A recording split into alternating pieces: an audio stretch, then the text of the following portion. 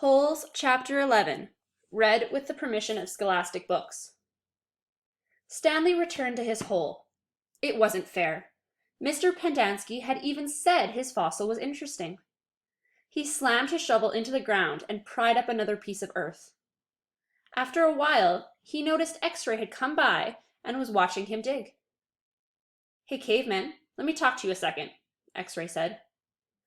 Stanley put down his shovel and stepped up out of his hole. "Say, listen," said X-Ray. "If you find something else, give it to me. Okay?" Stanley wasn't sure what to say.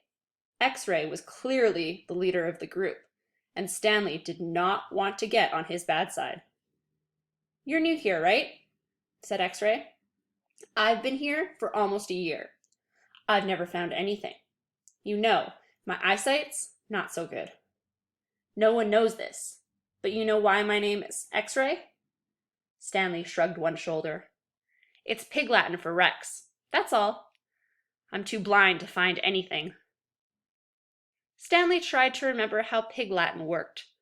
"I mean," X-Ray went on, "why should you get a day off when you've only been here a couple of days? If anybody gets a day off, it should be me. I mean, that's only fair, right?" "I guess," Stanley agreed. X-Ray smiled. "You're a good guy, caveman." Stanley picked up his shovel. The more he thought about it, the more he was glad that he agreed to let X-Ray have anything he might find. If he was going to survive at Camp Green Lake, it was far more important that X-Ray think he was a good guy than it was for him to get one day off. Besides, he didn't expect to find anything interesting anyway. There probably wasn't anything of interest out there, and even if there was, he'd never been what you would call lucky. He slammed his blade into the ground, then dumped out another shovelful of dirt.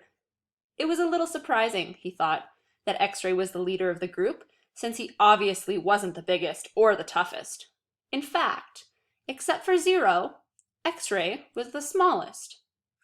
Armpit was the biggest.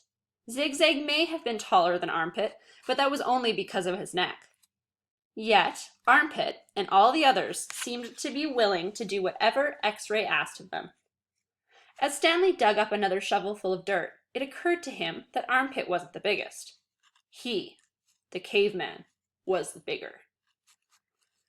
He was glad they called him caveman. It meant they actually accepted him as a member of the group. He would have been glad even if they called him Barfbag. It was really quite remarkable to him. At school, bullies like Derek Dunn used to pick on him. Yet, Derek Dunn would be scared senseless by any of the boys here. As he dug his hole, Stanley thought about what it would be like if Derek Dunn had to fight Armpit or Squid. Derek wouldn't stand a chance. He imagined what it would be like if he became good friends with all of them, and then for some reason they went with him to his school, and then Derek Dunn tried to steal his notebook. "Just what do you think you're doing?" asked Squid as he slams his hands into Derek Dunn's smug face. "Caveman's our friend," says Armpit, grabbing him by the shirt collar.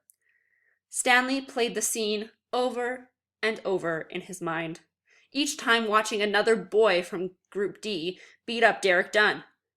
It helped him dig his hole and ease his own suffering. Whatever pain he felt was being felt 10 times worse in his mind by Derek Dunn.